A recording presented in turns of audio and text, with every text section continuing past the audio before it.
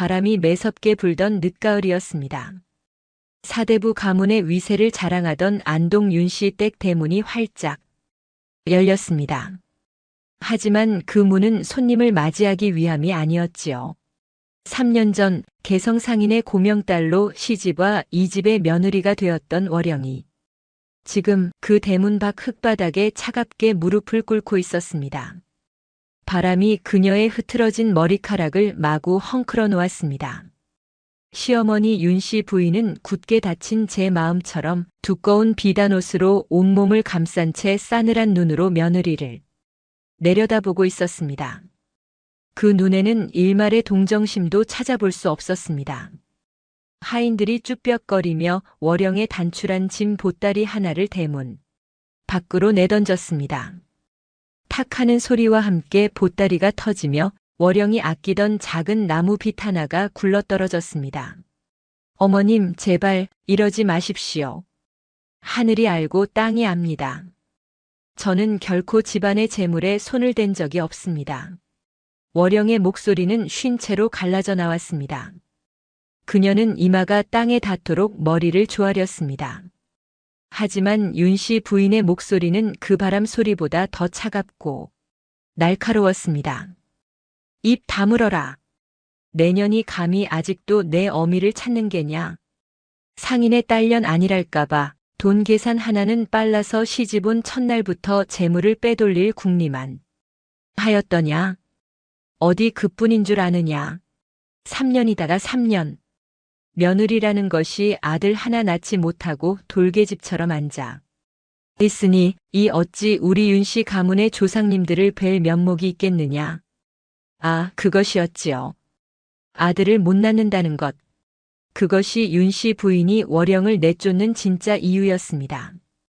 재물을 훔쳤다는 것은 그저 구실에 불과했지요. 처음부터 상인의 딸을 며느리로 들인 것을 못마땅해 했던 윤씨 부인이었습니다. 아들의 앞길을 막는 돌덩이 취급을 하였지요.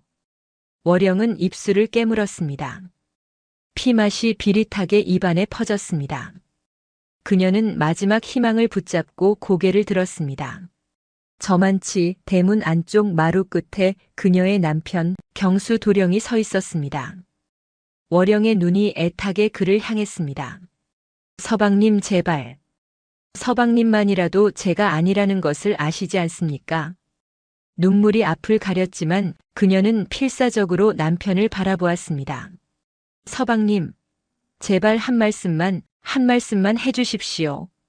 제가 정령 아니라는 것을 서방님은 아시지 않습니까? 서방님. 월영의 절박한 외침이 빈 마당을 울렸습니다. 그러나 경수 도령은 그저 떨리는 제 손끝만 내려다보고 있었습니다.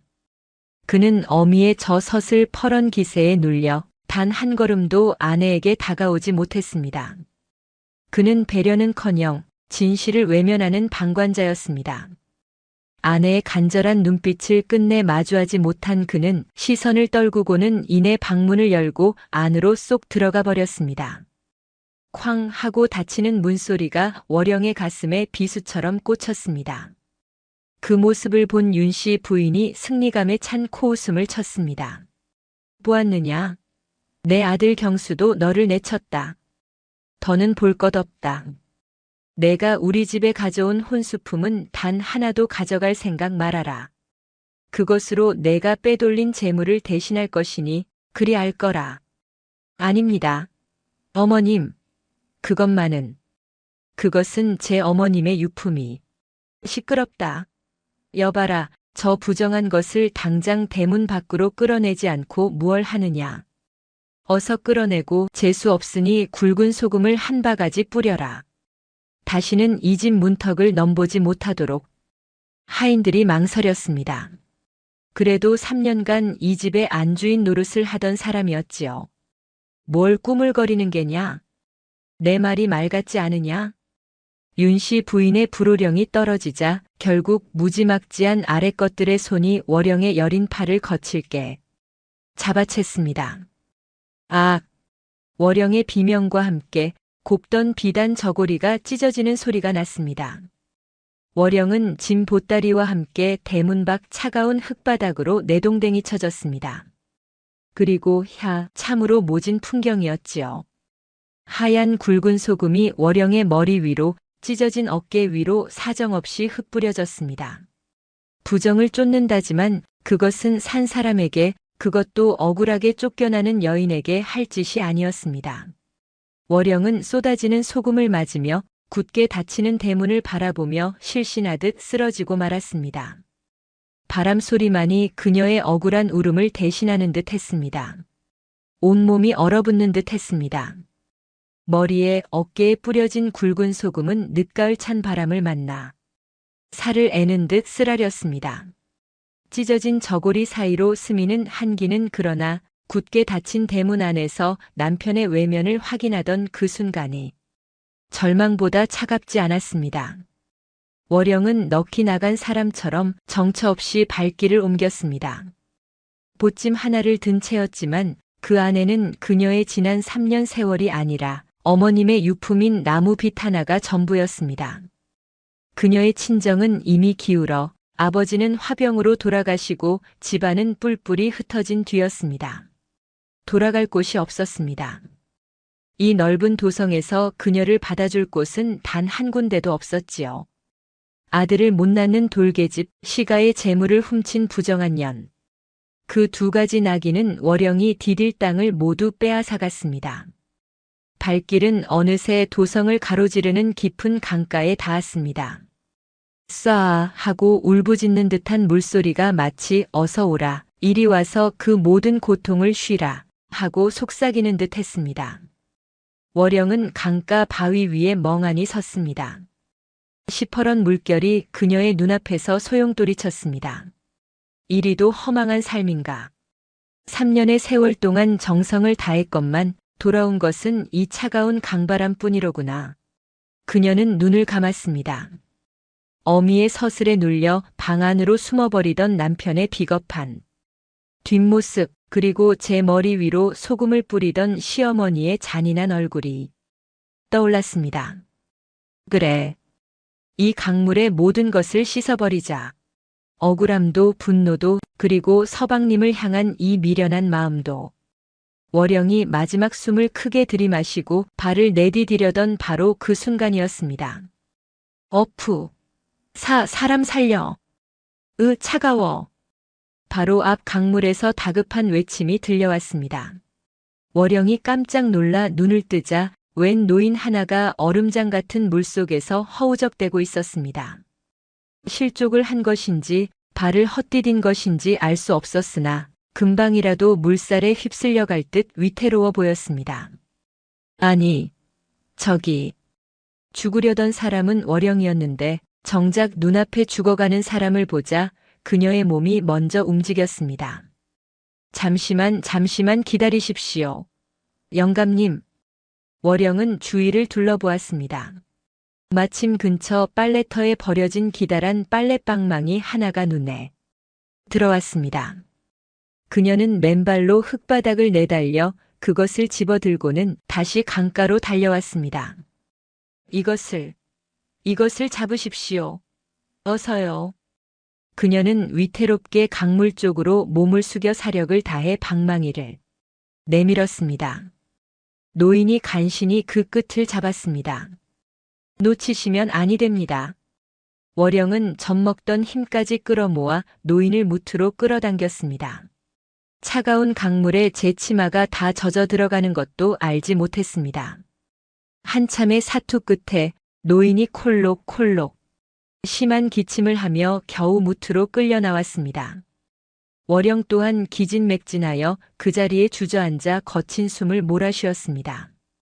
허. 늙은이 목숨 하나 구하셨소, 부인.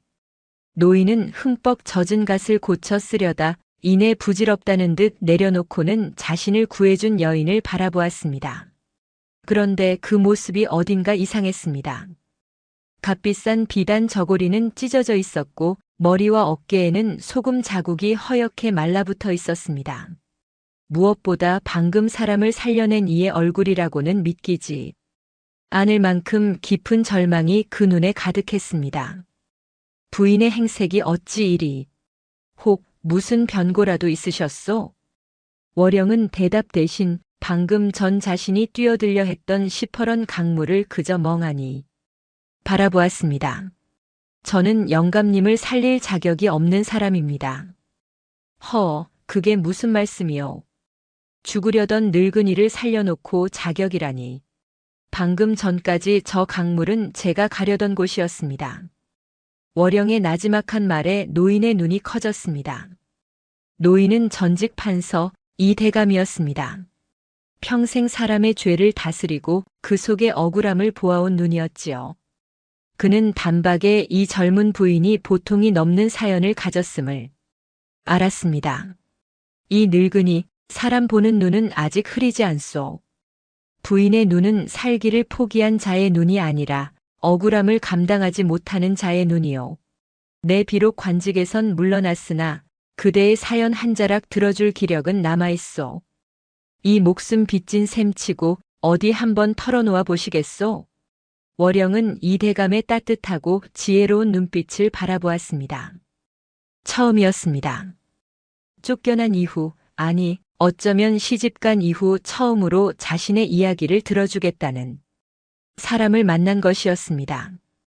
월영은 굳게 닫혔던 입술을 열고 지난 3년간의 일과 오늘 겪은 일을 두서없지만 담담하게 마치 남의 이야기를 하듯 쏟아냈습니다. 이 대감은 긴 이야기 내내 묵묵히 듣기만 했습니다. 그리고 월영의 이야기가 모두 끝났을 때 그는 깊은 한숨과 함께 무릎을 쳤습니다. 아깝도다. 참으로 아깝도다.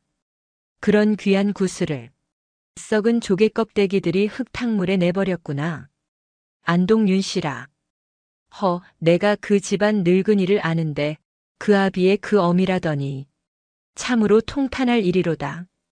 이 대감은 월영을 지그시 바라보았습니다. 월영이라 하였소?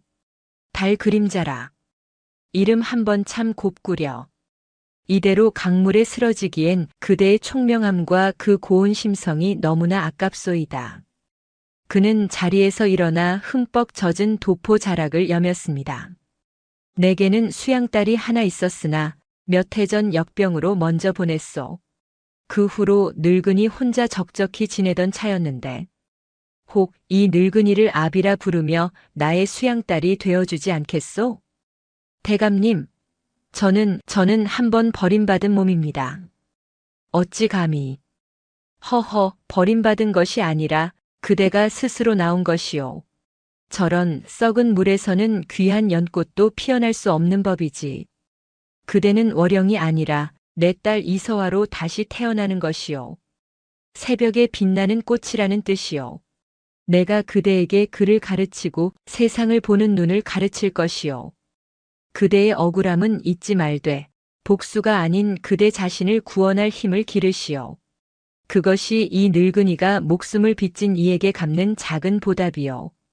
월영, 아니 이제 서화가 된 여인은 이대감의 말에 하염없이 눈물을 흘렸습니다. 그것은 억울함의 눈물이 아니라 다시 살아갈 길을 찾은 감사의 눈물이었습니다. 그녀는 그 자리에 엎드려 젖은 흙바닥에 이마를 대고 깊은 절을 올렸습니다. 아버님, 그날 쫓겨난 며느리 월영은 차가운 강물에 죽었고 이 판서 대감의 수양딸 이서화가 새로이 태어났습니다. 이것이 그녀가 절망의 감옥에서 만나게 된 스승이자 막대한 기회였습니다. 그렇게 1년의 세월이 덧없이 흘렀습니다. 쫓겨난 며느리 월영은 죽고 이 대감의 수양딸 서화가 그 자리에 다시 피어났습니다. 낡고 찢어진 저고리를 입었던 여인은 이제 먹을 갈고 붓을 들어 난을 치는 고운 여인이 되었습니다. 이 대감은 그녀에게 잃어버렸던 삶의 기쁨을 돌려주었습니다. 그를 가르치고 세상이 돌아가는 이치를 가르쳤지요. 서화는 본디 총명했던 터라 늙은 스승의 가르침을 마른 집단이 물을 빨아들이듯 쑥쑥 받아들였습니다. 내가 내 아들놈들보다 낫구나. 이 많은 책을 언제 다 정리하였느냐. 이 대감은 서재를 가득 채운 책들을 가지런히 정리하고 거기에 제 의견까지 보태어 분류해 놓은 서화를 보며 껄껄 웃었습니다. 서화는 그저 수줍게 웃으며 벼루에 먹을 갈 뿐이었습니다. 아버님께서 읽으시기 편하도록 했을 뿐입니다. 그저 소일거리였지요. 소일거리라. 내게는 소일거리가 이 늙은이에게는 평생의 배움이로구나. 서화를 바라보는 이대감의 눈빛이 깊어졌습니다. 새벽에 빛나는 꽃이라는 이름처럼 서화는 지난 1년간 잃어버렸던 빛을 되찾아 눈이 부실 정도였습니다. 이 대감은 이제 이 귀한 딸에게 든든한 울타리를 만들어 주어야겠다고 마음먹었습니다. 서화야. 내일 이 아비의 오랜 벗이 보낸 사람이 오기로 하였다. 아니, 벗이라기엔 나이가 한참 어린 내가 아끼는 후배이지. 귀한 손님이 오시는군요. 상을 정갈하게 차리도록 하겠습니다. 그래, 그래야지. 그런데 서화야. 그 사람은 아내와 사별한 지가 꽤 되었단다. 강직하고 고드며 무엇보다 사람의 마음을 볼 줄 아는 자이다. 서화의 손이 멈칫했습니다. 벼루를 잡은 손에 힘이 들어갔습니다. 아버님이 무슨 말씀을 하려 하시는지 그녀는 이내 알아차렸습니다. 아버님, 저는 아시지 않습니까? 저는 알지. 어찌 모르겠느냐. 이 대감이 서화의 손을 따뜻하게 감싸 주었습니다. 너는 내게 쫓겨난 며느리 월영이 아니라 억울함을 딛고 일어선 내 딸 이서화다. 나는 내가 다시금 제대로 된 연을 만나기를 바란다. 그저 내가 어떤 사람인지 그에게 보여만 주어라. 그뿐이면 족하다. 다음 날 이 대감의 사랑채에는 과연 한 사내가 앉아 있었습니다. 그는 새로이 임명받아 부임지로 떠나기 전 이 대감에게 인사를 올리러 온 신임 사또 민정혁이었습니다. 그는 화려하지 않았으나 맑고 깊은 눈을 가진 사내였습니다. 목소리는 낮고 차분했으나 그 안에 강한 힘이 느껴졌지요. 이 대감은 민정혁과 잠시 시국을 논하다가 이내 서화를 불렀습니다. 사또, 이 아이는 내 수양딸 서화라 합니다. 솜씨는 없으나 차 맛을 압지요. 그리고 바둑을 곧잘 둔답니다. 괜찮으시다면 이 아이와 바둑 한 판 두시겠소? 민정혁의 눈이 조금 커졌습니다. 사대부가의 여인이 그것도 처음 보는 사내와 바둑을 둔다는 것은 흔한 일이 아니었습니다. 하지만 그는 이 대감의 깊은 뜻을 눈치채고는 예의 바르게 고개를 끄덕였습니다. 대감님의 따님이라니 그 또한 인연이로군요. 좋습니다. 제가 한 수 배우겠습니다. 바둑판이 놓였습니다. 흑돌과 백돌이 하나씩 자리를 찾아갔습니다. 서화는 망설임 없이 돌을 놓았습니다. 그녀의 바둑은 마치 지난 1년간 그녀가 살아온 삶과도 같았습니다. 처음에는 위축된 듯 보였으나 이내 제 길을 찾아 대담하게 나아갔습니다. 낭자의 바둑은 참으로 단단하군요. 보통의 여인들은 수비를 먼저 하거늘 낭자는 스스로 집을 짓고 길을 내는데 주저함이 없습니다. 한번 모든 집을 잃었던 돌입니다. 지키는 것보다 새로운 길을 내는 것이 더 중요하다는 것을 그리 배웠습니다. 민정혁의 손이 허공에서 잠시 멈추었습니다. 그는 바둑돌을 쥔 채 서화의 얼굴을 가만히 바라보았습니다. 맑은 눈이었지만 그 안에는 감히 짐작할 수 없는 깊은 사연이 담겨 있었습니다. 새로운 길이라. 참으로 용기 있는 말씀입니다. 바둑이 끝나고 이 대감은 약초를 살필 시간이라며 슬그머니 자리를 피해 주었습니다. 사랑채에는 어색한 그러나 묘한 기운만이 감돌았습니다. 먼저 침묵을 깬 것은 서화였습니다. 사또나리. 저는 아버님의 뜻을 알고 있습니다. 하지만 저는 사또 나리의 배필이 될 수 없는 몸입니다. 민정혁은 놀라지 않았습니다. 그저 조용히 서화를 바라보며 그녀의 다음 말을 기다렸습니다. 배려와 경청, 그것이 그의 몸에 밴 태도였습니다. 저는 3년 전 아들을 낳지 못한다는 이유로 소박맞고 쫓겨난 여인입니다. 심지어 재물을 훔쳤다는 누명까지 뒤집었었지요. 서화는 담담하게 제 과거를 고백했습니다. 민정역은 모든 말을 들은 후에도 한참이나 말이 없었습니다. 서화는 시선을 내렸습니다. 역시 아니 되겠지. 한참 만에 민정역이 입을 열었습니다. 그 목소리는 이전보다 한층 더 따뜻했습니다. 낭자. 구슬이 흙탕물에 잠시 잠겼다 하여 그 빛이 바래는 것이라 생각하십니까? 서화는 차마 답을 하지 못하고 고개를 숙였습니다. 저는 그리 생각지 않습니다. 흙탕물 속에서도 빛을 잃지 않는 것이 진짜 구슬이지요. 그는 서화를 보며 굳은 신뢰의 눈빛을 보냈습니다. 저는 아내를 잃은 지 오래되었습니다. 홀로 백성을 돌보는 일이 외롭지는 않으나 늘 한쪽이 비어있는 듯 했습니다. 이 대감께서는 제게 짝을 찾아보라 하셨지만 저는 오늘 제 마음을 채워줄 동반자를 만난 듯 합니다. 민정역은 자리에서 일어나 서화에게 공손히 허리를 숙였습니다. 부디 나의 아내가 되어주시겠습니까? 쫓겨난 여인 월영이 아니라 새로운 길을 여는 이서와 낭자를 제 아내로 맡고 싶습니다. 저와 함께 그늘진 곳을 살피는 고을의 어머니가 되어주시오. 낭자께서 걸으시려는 그 새로운 길을 제가 곁에서 함께 걷고 싶습니다. 이것은 헌신의 약속이었습니다. 월영은 아니 서화는 자신을 소박맞은 년이 아닌 한 사람의 동반자로 봐주는 이 사내의 깊은 눈을 바라보며 뜨거운 눈물을 삼켰습니다. 그녀는 말없이 고개를 깊이 숙였습니다. 그것은 긍정의 대답이었습니다. 그로부터 다시 3년의 세월이 물 흐르듯 흘러갔습니다.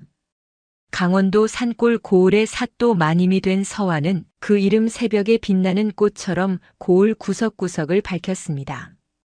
그녀는 그저 내야에 앉아 술을 놓는 사대부 여인이 아니었습니다. 남편 민정역이 백성을 법으로 다스린다면 서화는 백성을 마음으로 다독였습니다. 마님, 이 은혜를 어찌 다 갚는답니까? 이리 귀한 약재를. 지난 봄 역병이 창궐했을 때였습니다. 서화는 제 친정, 아니 수양아버지 이대감에게서 배운 약초 지식을 총동원했습니다. 그녀는 밤낮으로 약을 다려 백성들에게 나누어 주었고 심지어 아픈 아이를 둔 어미의 손을 잡고 밤을 지새우기도 했습니다. 은혜라니요. 고을의 어머니가 되어 달라던 나리께 드린 약조를 지킬 뿐입니다. 어서 아이에게 이 약을 먹이시지요. 그녀의 그런 모습은 민정역 사또에게 더 없는 힘이 되었습니다. 그는 아내가 어떤 사람인지 누구보다 잘 알았기에 그녀의 뜻을 언제나 신뢰하고 존중했습니다. 어느 날 저녁 민정역이 늦게까지 책을 보던 서화의 방에 들었습니다. 부인, 아직 쉬지 않았소? 나리, 어서 오십시오. 저 아랫마을에 홀로 사는 김과부 댁의 겨울뗄감이 걱정되어 장부를 좀 살피는 중이었습니다. 민정역은 따뜻한 눈으로 아내를 바라보며 그녀의 어깨에 겉옷을 덮어주었습니다. 배려가 몸에 밴 사내였지요. 허허. 부인.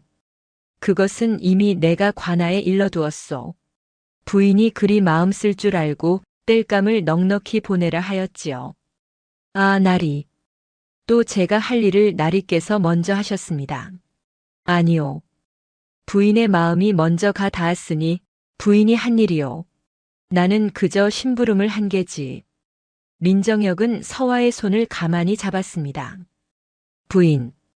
내일이면 도성에서 명이 올 것이요. 도성이라면. 그렇소. 임금께서 나의 공이 아니라 실은 부인의 공을 높이 사신 게지요. 나를 한양의 더 중요한 자리로 부르셨소. 이제 함께 한양으로 갑시다. 그대의 지혜가 이 작은 고을이 아니라 더 넓은 곳을 비출 때가 되었소. 이것은 남편의 아내에 대한 가장 큰 헌신이자 신뢰의 표현이었습니다. 그리고 며칠 뒤 한양으로 향하는 긴 행렬이 이어졌습니다. 고을 백성들은 울며불며 활인서 마님이라 불렀던 서화를 보내기 싫어 길을 막아섰습니다. 서화는 가마에 앉아 눈물을 훔치며 그들과 작별했습니다. 4년 만이었습니다. 굵은 소금을 맞으며 맨발로 쫓겨났던 그 도성으로 이제는 당당한 사또 부인이 되어 돌아가는 길이었습니다. 가슴이 어찌나 두근거렸는지요. 이곳이구나. 나를 버렸던 곳, 그리고 내가 다시 일어설 곳. 행렬은 위풍당당하게 도성문을 통과했습니다. 새로 부임하는 사또의 행차를 보려고 길가에는 구경꾼들이 가득했습니다. 서화는 가마의 작은 창 너머로 4년 전과 다름없는 저작거리 풍경을 물끄러미 바라보았습니다. 바로 그때였습니다. 사또나리, 사또나리, 제발, 제발 목숨 하나만 살려주십시오. 억울합니다. 꽝 하고 징이 울리는 듯한 처절하고도 앙칼진 여인의 목소리가 행렬을 가로막았습니다. 무슨 소란이냐? 어서 길을 비켜라. 관졸들의 외침에도 아랑곳 없이 웬 누더기를 걸친 여인 하나가 미친 사람처럼 행렬 앞으로 뛰어들어 흙바닥에 머리를 쿵 찍기 시작했습니다. 제 아들이 내일이면 목이 달아납니다.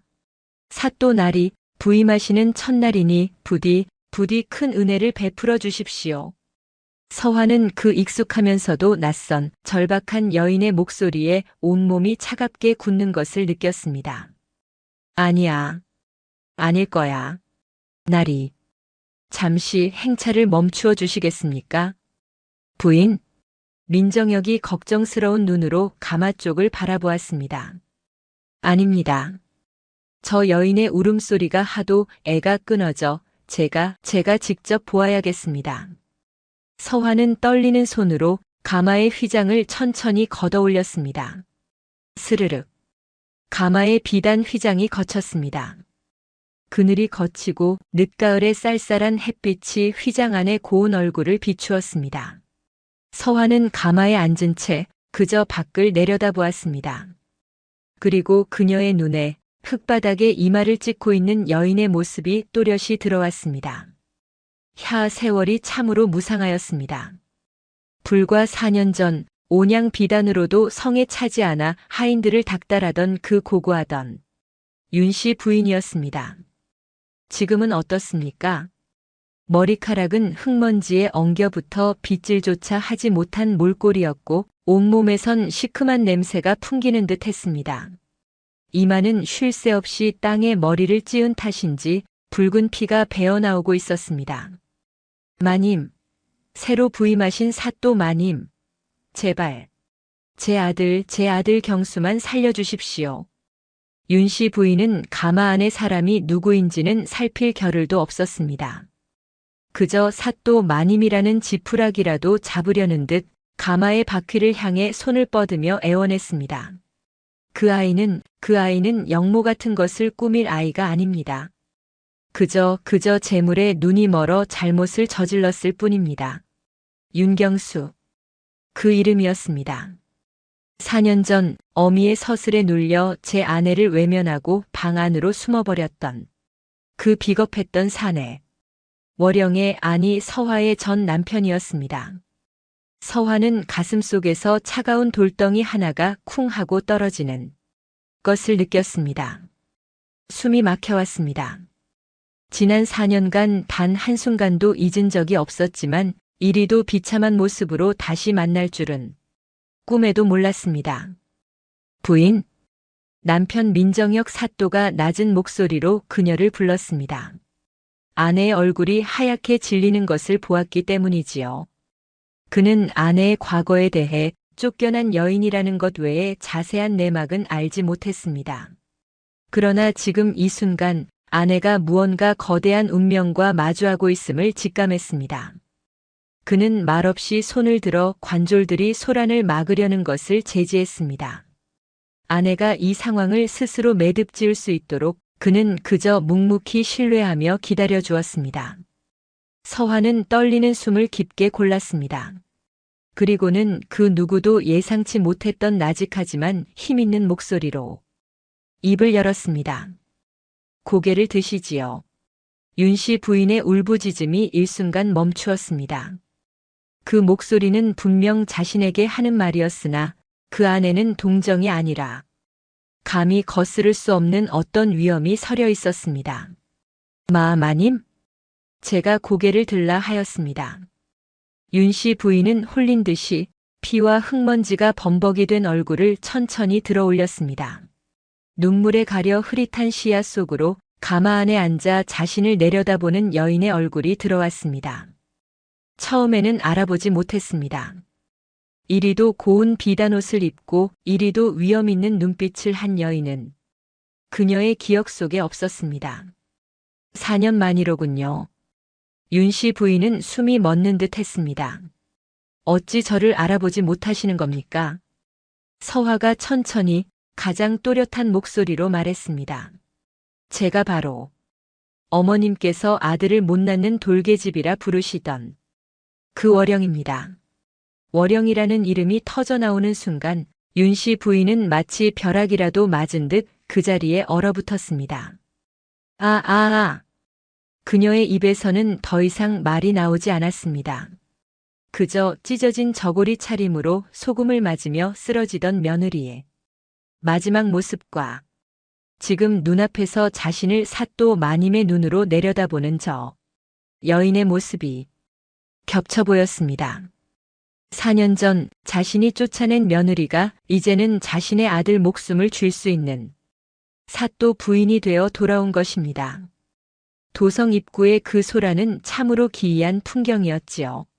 사또 마님이 된 옛 며느리를 알아본 윤씨 부인은 아하 하는 마른 신음만 내뱉을 뿐 흙바닥에 주저앉아 더는 일어나지도 울지도 못했습니다.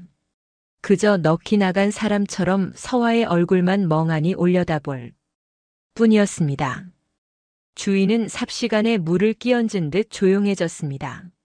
무슨 일이 벌어진 것인지는 몰라도 갓 부임한 사또의 행차를 가로막은 미친 여인과 그런 여인을 가만히 내려다보는 가마 속 부인의 기이한 대치. 구경꾼들은 숨을 죽였습니다. 침묵을 깬 것은 남편 민정역 사또였습니다. 그는 아내 서화의 창백한 얼굴을 한번, 얼어붙은 윤씨 부인을 한번 쳐다보았습니다.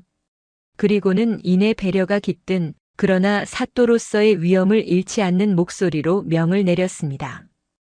관하로 드리라. 관졸들이 잽싸게 윤씨 부인의 양팔을 붙들었습니다. 그리고 부인을 안으로 모셔라. 날이 차다. 민정역은 더는 묻지 않았습니다. 그는 아내가 이 상황을 수습할 시간이 그리고 마음을 추스를 시간이 필요하다는 것을 직감했습니다. 신뢰가 바탕이 된 부부였기에 가능한 일이었지요. 그는 그저 묵묵히 제 아내가 안으로 들어간 뒤에야 다시 행차를 정돈했습니다. 그날 밤 관아에 딸린 내 안은 무거운 침묵이 감돌았습니다. 서화는 늦은 저녁상에도 거의 손을 대지 못했습니다. 민정역은 묵묵히 찻잔을 채워줄 뿐 낮의 일에 대해 한마디도 묻지 않았습니다. 찬물이 다 식어갈 무렵 서화가 먼저 입을 열었습니다. 나리. 말하시오 부인. 제가 나리께 미처 다 고하지 못한 일이 있습니다. 서화는 자리에서 일어나 남편의 앞에 엎드려 큰절을 하려 했습니다. 그러나 그보다 민정역의 손이 빨랐습니다. 그가 아내의 팔을 단단히 그러나 아프지 않게 붙잡았습니다. 이러지 마시오. 부인.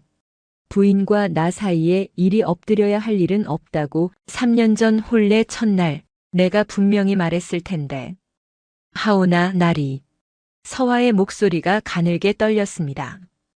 오늘 나리의 행차를 가로막았던 그 여인은 바로 4년 전 저를 내쫓았던 시어미입니다. 민정역의 눈이 아주 잠시 크게 흔들렸습니다. 그는 짐작은 했으나 이리도 기막힌 인연일 줄은 몰랐습니다. 그리고 그 여인이 살려달라 애원하던 그 사내. 영모죄로 내일 처형된다는 그 윤경수라는 사내는 서화는 눈을 질끈 감았습니다. 저의 전 남편입니다. 툭. 찻잔이 부딪히는 소리가 유난히 크게 울렸습니다. 민정역은 잡고 있던 아내의 팔을 놓아주었습니다. 그는 아내를 본 것이 아니라 저 멀리 어두운 창밖을 한참이나 바라보았습니다. 서화는 차가운 방바닥에 고개를 숙인 채 남편의 처분을 기다리는 죄인처럼 떨고 있었습니다. 한참의 시간이 흘렀을까요? 민정혁이 깊은 숨을 내쉬고는 아내의 어깨에 제 겉옷을 가만히 덮어주었습니다. 일어나시오, 부인. 바닥이 찹니다. 그는 아내를 일으켜 자리에 앉혔습니다. 그 눈에는 노여움이나 질투가 아닌 깊은 연민과 변함없는 신뢰가 담겨 있었습니다.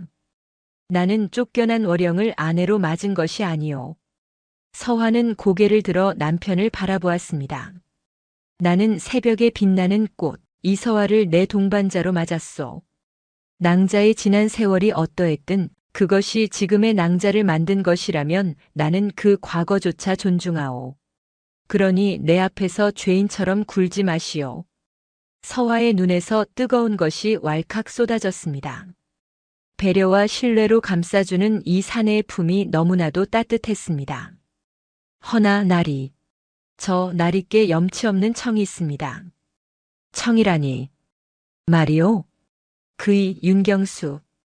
그는 저를 지켜주지 못한 비겁한 사내였습니다. 어미의 그늘에서 한 발짝도 나오지 못한 어리석은 사내였지요. 하지만 서화는 남편의 눈을 똑바로 바라보았습니다. 그는 영모 같은 큰일을 도모할 배포도 지략도 없는 위인입니다. 제가 압니다. 필시 가문의 재물을 불리려다 나쁜 꾀에 빠져 이용당한 것일 겁니다. 민정혁은 아내의 말을 잠자코 들었습니다. 나리. 저는 그를 살려달라 청하는 것이 아닙니다. 이것이 중요했지요. 그녀는 사적인 정에 매달리지 않았습니다. 저는 나리께서 사또로서 공정하게 그 사건을 다시 한 번만 살펴봐 주시기를 청하는 것입니다. 그가 지은 죄가 있다면 그 죄만큼만 벌을 받도록, 억울한 죄를 뒤집어 쓰고 죽지는 않도록 그저 진실을 밝혀주십시오. 민정혁은 아내의 손을 가만히 잡았습니다. 부인. 부인은 지금 나에게 남편으로서가 아니라 이 고을의 사또로서 정의를 구해달라 청하는 것이요. 그러하옵니다, 나리. 좋소. 민정혁의 목소리에는 흔들림이 없었습니다. 이것은 내 아내에 대한 헌신이 아니라 내 백성이 될 수도 있었던 한 억울한 사내를 향한 사또로서의 소임이요. 내가 내일 날이 밝는 대로 그 사건의 서류 전부를 가져오라 이를 것이요. 내 두 눈으로 처음부터 끝까지 공정하게 살필 것을 부인께 약조하겠소. 서화는 남편의 손을 마주 잡았습니다. 복수가 아닌 정의를 선택한 자신을, 그리고 그런 자신을 온전히 믿어준 이 사내를 온 마음을 다해 바라보았습니다. 민정혁 사또의 약조는 빈말이 아니었습니다.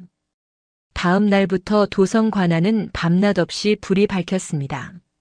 민 사또는 사또로서의 소임을 다하기 위해 윤경수와 얽힌 영모 사건의 서류를 샅샅이 다시 살폈습니다.